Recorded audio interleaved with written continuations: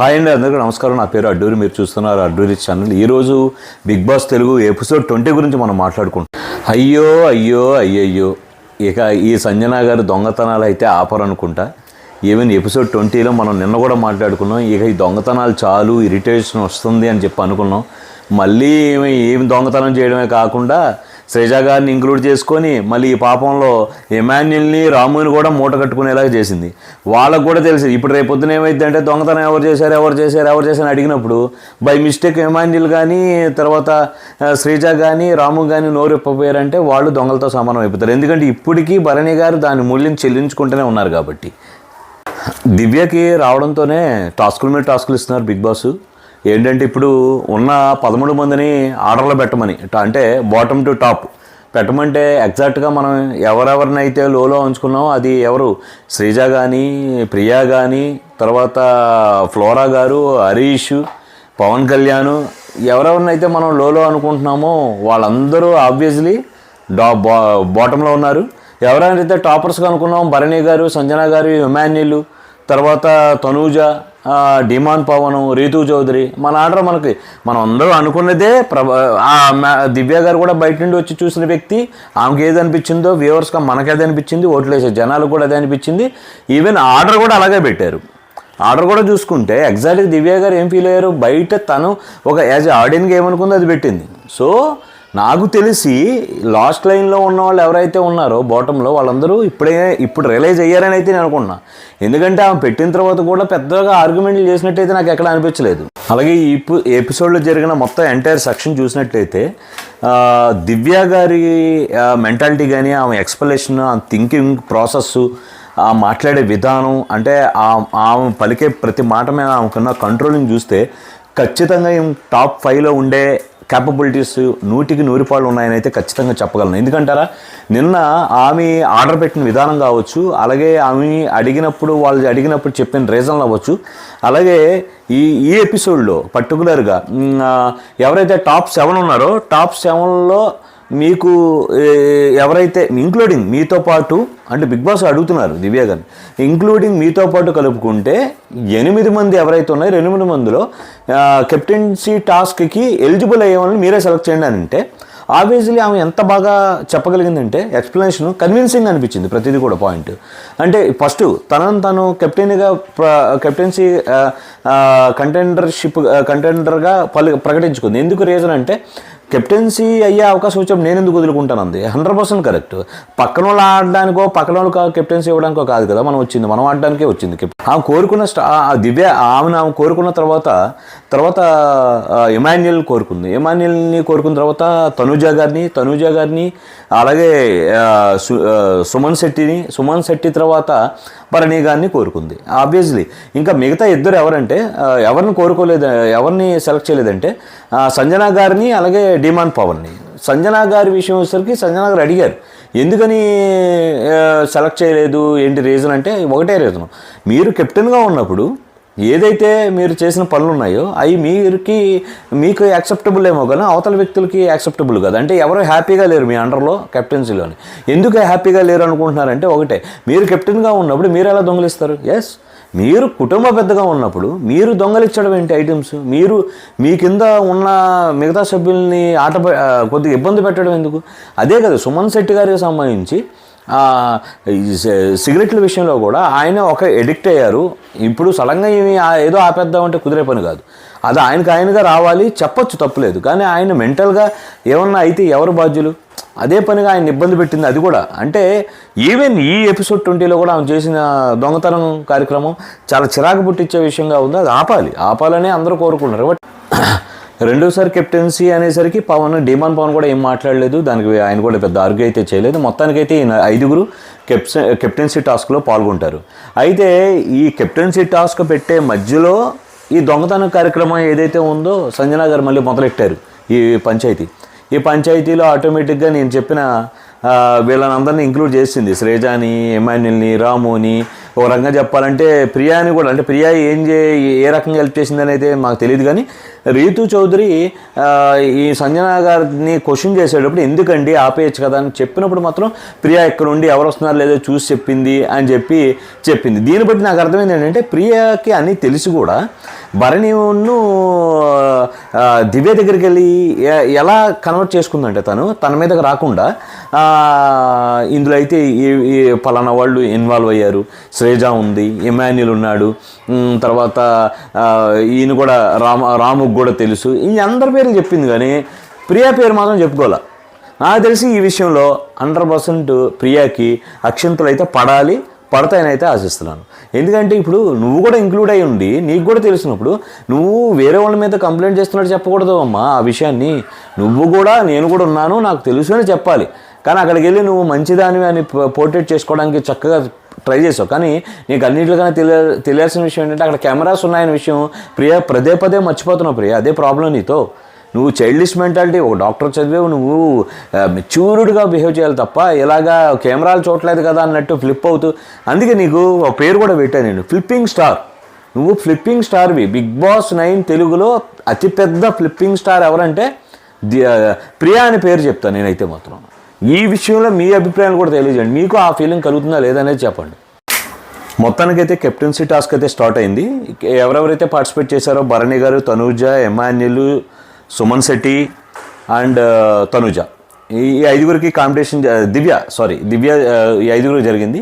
దీంట్లో సంచాలకుగా పవన్ కళ్యాణ్ ఉన్నారు. అయితే పవన్ కళ్యాణ్ గారు సంచాలకుగా ఉన్నప్పటికీ ఆయన కూడా బాల్ విసరవచ్చు, ఈ గేమ్లో పార్టిసిపేట్ చేయొచ్చు. గేమ్ ఏంటంటే యాజ్ యూజువల్ మన పాత గేములు చూసినట్లయితే ఒక జాకెట్ ఉంటుంది, దాని మీద స్టిక్ అయ్యే ఒక థ్రెడ్స్ లాంటివి ఉంటాయి. బాల్కి కూడా అది ఆపోజిట్ థ్రెడ్స్ చుట్టి బాల్స్ ఉంటాయి అన్నమాట. బాల్స్ ఇస్తున్నప్పుడు ఆ జాకెట్ కతుక్కోవాలి. ఎవరికైతే ఎక్కువ ఉంటే వాళ్ళు ఎలిమినేట్ అవుతారు. ఫైనల్గా ఎవరికైతే తక్కువ ఉంటే వాళ్ళు విన్ అవుతారు, కెప్టెన్ అవుతారు. ఇది టాస్క్. ఫస్ట్ రౌండ్లో అయితే మాత్రం సుమన్ శెట్టి గారు అవుట్ ఆఫ్ ద గేమ్ వెళ్ళిపోయారు. తర్వాత ఎవరు వెళ్ళారు? ఫస్ట్ ఒక నిమిషం ఇక్కడ కట్ చేసి, ఈ గేమ్లో ఫస్ట్ రౌండ్లో వచ్చేసరికి దివ్య అవుట్ ఆఫ్ ద గేమ్ వెళ్ళిపోయింది. అలాగే సెకండ్ వచ్చేసరికి సుమన్ శెట్టి గారు అయ్యారు. ఇక మిగిలింది ఎవరంటే తండ్రి, కూతురు, అల్లుడు. అంటే ఎవరు ఈ నడుస్తూనే ఉంది కదా డ్రామా. ఎవరంటే భరణి గారు మామ, అల్లుడు ఎమాన్యుల్, కూతురు తనుజ, ఈ ముగ్గురికి పడింది. అయితే చాలా ఇంట్రెస్టింగ్. ఎవరి మీద ఏంటి అనేది మంచి ఇంట్రెస్టింగ్ కాంపిటీషన్ ముగ్గురు మీద పడడం ఫస్ట్ టైం. మొత్తానికైతే ఈ రౌండ్లో అయితే మాత్రం Tanuja out of the game వెళ్ళిపోయింది. అయితే ఇక్కడ మిగిలింది ఫైనల్ రౌండ్ ఎవరంటే భరణి గారు, ఎమాన్యుల్ గారు మిగిలారు. అయితే బిగ్ బాస్ ఇక్కడ చిన్న ట్విస్ట్ ఇచ్చాడు. గేమ్ చాలా ఇంట్రెస్ట్, చాలా బాగా అనిపించింది నాకు. ఏంటంటే రొటీన్గా కాకుండా భిన్నంగా వీళ్ళు ఎవరైతే భరణి గారు, ఎమాన్యుల్ గారు ఉన్నారు కదా, వీళ్ళకి ఎవరో సపోర్ట్ చేస్తారు, మిగిలిన వాళ్ళలో బాల్ ఇసిరి అవతల వ్యక్తికి అతుక్కునేలా ఎవరు సపోర్ట్ చేస్తారు కోరుకోండి అని ఇద్దరినిచ్చారు. ఈయన భరణి గారు వచ్చేసి దివ్య గారిని, అలాగే దివ్య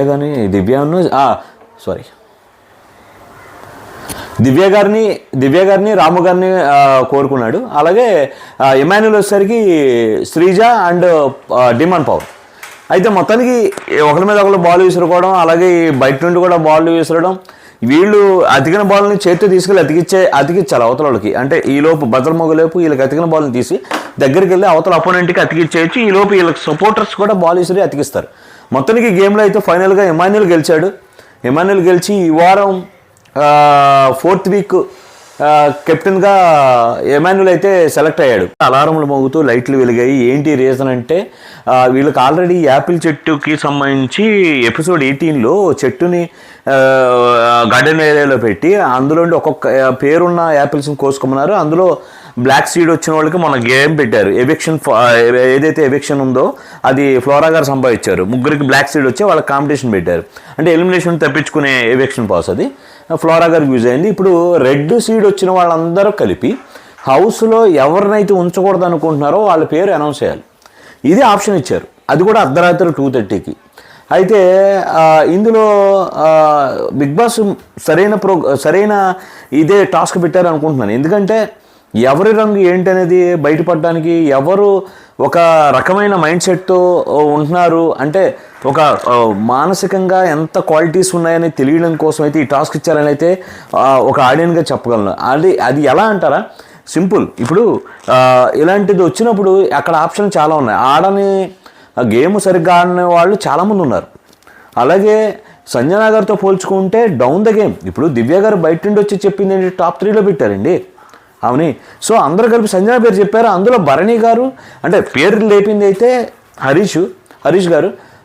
అంటే హరీష్ గారు అని పిలవడం కూడా నాకు ఇష్టం లేదు. ఎందుకంటే ఆయన చేసే బిహేవియరు ఎంత అంటే కుళ్ళుబొత్తుతనం, అలాగే ఓరవలేనితనం, ఇలాంటి ఎన్ని రకాల మానసిక రుగ్మతలు ఉండాలో అన్ని మానసిక రుగ్మతలు ఉన్న ఏకైక వ్యక్తి అంటే హరీష్. ఇప్పుడు బిగ్ బాసే కనుక ఆయన కోరుకున్నట్టు సంజన గారిని పంపిస్తే చెప్తున్నాను, ఎపిసోడ్ 100 లాస్ట్ ఎపిసోడ్ వరకు కూడా బిగ్ బాస్ తెలుగు 9 అయితే మాత్రం ఫ్యాన్స్ తిడుతూనే ఉంటారు, ఖచ్చితంగా తిడుతూనే ఉంటారు లాస్ట్ పెట్టుకుని. ఎందుకంటే ఆమె అందరూ కలిపి యునానిమస్గా ఆమె పేరు పెట్టారు. బిగ్ బాస్ కూడా మీ పేరు అనౌన్స్ చేశారు, సో మీరు గేమ్ నుండి తప్పుకోవాలి అన్నప్పుడు కూడా ఆమె ఎంత బాగా ఎక్స్ప్లెనేషన్ ఇచ్చిందంటే ఎంతో కొంత నేను కూడా ఇసుకుపోయాను. దొంగతనాలు ఆపండి, ఇంకా చాలా ఇసుక వస్తుందన్న వ్యక్తిని కూడా నేనైతే మాత్రం గేమ్ పరంగా కానీ ఆమె కొన్ని విషయాలు మాట్లాడిన విధానం కానీ ఎవరి వల్ల కాదు, అంత ముక్కుసూటితనంగా మాట్లాడితే అదైతే 100% కరెక్ట్, 100% కరెక్ట్. ఫస్ట్ నుండి ఆమెతో గజ్జున్నది ఎవరికంటే హరీష్ గారు మెల్లగా దాన్ని మిగతా సభ్యుల మీద తోశారు. దాన్ని సేఫ్ గేమ్లో తీసుకెళ్ళిన ఒక్కొక్కడు వచ్చేసరికి పవన్ కళ్యాణ్కి అసలు ఏముంటుందండి. పవన్ కళ్యాణ్ ఏ రోజు గేమ్ సరిగ్గా ఆడలేదు. ఆయన మాట్లాడే ఏదైతే అవతల వ్యక్తులు చెప్పారో డెసిషన్, ఈయనకంటూ ఓన్ డెసిషన్ ఏమి ఉండదు. ఆయన చెప్పిన రీజన్ కూడా ఏం లేదు, నథింగ్. డీమాన్ పవన్ ఆబ్వియస్లీ ఆయన కూడా వేరే ఆప్షన్ లేదు, అందరూ ఫ్రెండ్స్. ఇంకా రాము అంటావా, రాము నిజంగా చెప్పాలంటే ఆటలో అరటిపండు లాంటి వాడు అంటాను. నిజంగా చెప్పాలంటే ఉప్మాలో కరేపాకు అంటాను నేను రాముని. రాము ఏమున్నాడండి అసలు గేమ్లో ఏమున్నాడు? ఆమెతో పోల్చుకుంటే 10% కూడా రాము ఆడలా. ఆ లెక్కన వస్తే ఆయనకు ఎవిక్షన్ ఆయనకు ఎలిమినేట్ చేసుకోవాలి. రాము ఏంటంటే ఏదో గుంపులో పోయింది వెళ్ళిపోదాం చూస్తారు తప్ప ఈ ఎక్కువ రోజులు సాగే వ్యక్తులు కాదు వీళ్ళు ఎవరు, పవన్ కళ్యాణ్ కానీ రాము కానీ. ఇకపోతే భరణి గారి దగ్గరికి వచ్చేసరికి భరణి గారిని నేను నిజంగా చెప్తాను చాలా డిసప్పాయింట్ అయ్యాను ఈ రోజు దేశంలో. ఎందుకు ప్రతిదానికి కాంప్రమైజ్ అవుతారో అర్థం కావట్లేదు. హరీష్ గారిని అక్కడే మీకు పర్సనల్ కోపాన్ని ఆ మీద కావాలని ఇలా రుద్దుతున్న బయటికి వెళ్ళే క్యాండిడేట్ అయితే కాదు. ఇవాళ మేబీ తప్పు చేసి ఉండొచ్చు, దానికి ఇంట్లో నుండి పంపించాల్సినంత అవసరం లేదని చెప్పి అయితే గట్టిగా వాదించాల్సిన అవసరం భరణి గారికి ఉంది. మరి భరణి గారు ఏమన్నా దాన్ని స్టాండ్ తీసుకున్నారా? భరణి గారికి పదే ఒక ఈవెన్ దీనికి ముందు కూడా చెప్పింది ఒకటే నేను చెప్పేది, భరణి గారు ఆయన సొంత నిర్ణయాలు ఆయన తీసుకోవాలి. నాగార్జున గారు 100% ఆడియన్స్ ఏం ఫీల్ అవుతారు అదే చెప్తారు వారానికి ఒకసారి వచ్చి, అప్పుడైనా బుర్ర పెట్టాలి. ఆమె దివ్య గారు ఫస్ట్ ప్లేస్ పెట్టారు, ఐఎమ్ సో హ్యాపీ, ఎందుకంటే కరెక్టే. కానీ ఆయన ఎవరైనా ఏమనుకుంటే సేఫ్ గేమ్ కొంత ఆడతారు అని అయితే అనిపిస్తుంది ఒక్కోసారి. ఆ సేఫ్ గేమ్లో రావాలి, మీకు అనుకున్న ఫీలింగ్ని మీరు ఓపెన్గా చెప్పగలగాలి. ఇప్పుడు సంజన గారి విషయంలో మీరు డెసిషన్ మీరు ఓకే అనడం అనేది రాంగ్. వాళ్ళని అడగడం ఏంటి సెకండ్ ఆప్షన్ లేదా అని. సెకండ్ ఆప్షన్ వాళ్ళు లేదు అన్నప్పుడు మీరేం చెప్పాలి? నాకు సెకండ్ ఆప్షన్ లేదు, ఫస్ట్ ఆప్షన్ లేదు, నాకైతే ఏమనుకోవట్లేదు, పలానా వ్యక్తిని అనుకుంటున్నానని చెప్పాలి. మీరు ఓకే ఎలా చెప్తారండి? మీరు 5గురిలోంచి 4 ఓట్లు పడి 1 ఓటు పడలేదని చెప్పొచ్చు కదా, మెజారిటీ ఉంది వెళ్ళిపోయానని చెప్పొచ్చు కదండి. వాళ్ళతో పాటు మీరు 5వ ఓటుగా ఎందుకు కలిసారో నాకు అర్థం కాలేదు. అదొకటి ఆమె తెలుపుతూ కూడా చక్కటి ఎక్స్ప్లెనేషన్ ఇచ్చింది. నేను ఎక్కడా కూడా నేనైతే మాత్రం తప్పు చేయలేదు, నేను కొంచెం నాటీగా ఉంటాను అంతే తప్ప నేనైతే ఎక్కడ తప్పు చేయలేదని కరాఖండిగా చెప్పింది. నాకు ఆమె చెప్పిన ఎక్స్ప్లెనేషన్ కూడా బాగా నచ్చింది. భరణి గారు చెప్పినప్పుడు మాత్రం ఆమె ఒక చూపు చూసింది వెనకాలకి భరణి గారికి, అదైతే మాత్రం భరణి గారికి గట్టిగా గుచ్చుకుంటుంది అదైతే అనుకుంటున్నాను. అలాగే ఆమె వెళ్ళిపోయినప్పుడు కనీసం హరీష్ గారి కథలను కూడా కదల వాట్ ఈజ్ అక్కడే పోయింది హరీష్ గారు ఏంటి, హరీష్ గారి మెంటాలిటీ ఏంటి అనేది. హరీష్ గారిని ఇంకొక 2 మొత్తానికి సంజన గారిని సీక్రెట్ రూమ్లో ఉంచారు మనం అనుకున్నదే. ఆమెను ఎలా పంపించలేరు కదా. అయితే ఒకవేళ పంపించేటైతే పంపిస్తారనే కదా వీళ్ళందరూ 5గురు ఓట్లు వేశారు. ఆ విషయంలో మాత్రం ఎవరెవరైతే 5గురు ఉన్నారో ఆ 5గురు కూడా రానున్న వారాల్లో ఆమె తిరిగి వచ్చిద్ది. ఇప్పుడు ఆల్రెడీ సీక్రెట్ రూమ్లో ఉంది, సీక్రెట్ హౌస్లో ఉంది, సీక్రెట్ రూమ్లో ఉంచారు. సో ఆ కలర్స్ బయటకు తీయడానికే బిగ్ బాస్ కూడా ఇలా పెట్టాడు. సో సీక్రెట్ రూమ్ ఇచ్చారు సంజన గారికి. ఆబ్వియస్లీ ఎవరెవరి రంగులు ఏంటి అనేది బయటకు వచ్చింది. అందులో భరణి గారి ఈ తప్పును మాత్రం మొయ్యాల్సి ఉంటుంది. తర్వాత మిగతా వాళ్ళ గురించి మాట్లాడాల్సిన అవసరం కూడా లేదు.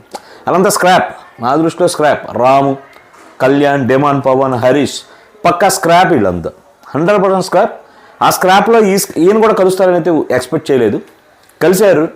ఆమె తిరిగి వచ్చిన తర్వాత డ్యామ్ షూర్ ఆమె అయితే మాత్రం వీళ్ళందరికీ తగినట్టుగానే ఆన్సర్స్ ఎలా గెట్ చేసిద్దో చూద్దాం మనం కూడా. మొత్తానికి ఆమె సీక్రెట్ రూమ్లో ఉంది. ఇమాన్యుల్ 100% ప్యూర్ అని ప్రూవ్ అయింది. అలాగే ఈవెన్ రితు చౌదరి కానీ డేమాన్ పవన్ కూడా ఆమెని మిస్ అయిన, ఆమె తప్పులు చేసి ఉండొచ్చు చిన్న చిన్నవి, కానీ ఆమె డిఫరెంట్ అని చెప్పి అందరి ఒపీనియన్ అదే. ఆమె డిఫరెంట్ అంతే. ఆ టైంకి ఇరిటేషన్ వస్తుంది తప్ప ఒక చెప్పాలంటే ఒక మాట్లాడుకోవడానికి ఒకటి క్రియేట్ అవ్వాలంటే ఆమెలో క్రియేట్ అవుతుంది కదా. ఆ పొజిషన్ ఇమ్మాన్యుల్ వీళ్ళిద్దరూ లేకపోతే హౌస్ని చూడడం కూడా కష్టమే నా దృష్టిలో. ఇది ఈ వీక్ ఎపిసోడ్ 20 ఏంటి అనేది మనం ఎలిమినేషన్ ఏంటి, ఎవరు అవుతారేంటి అనేది సాటర్డే సండే జరిగే ఎపిసోడ్లో మనం డిస్కస్ చేద్దాం. Thank you so much. అలాగే మీ విలువైన సలహాలు సూచనలు కామెంట్ రూపంలో తెలియజేస్తారని ఆశిస్తూ, నా వీడియో మీకు నచ్చినట్టయితే లైక్ చేయండి, షేర్ చేయండి, సబ్స్క్రైబ్ చేయండి దయచేసి. Thank you so much.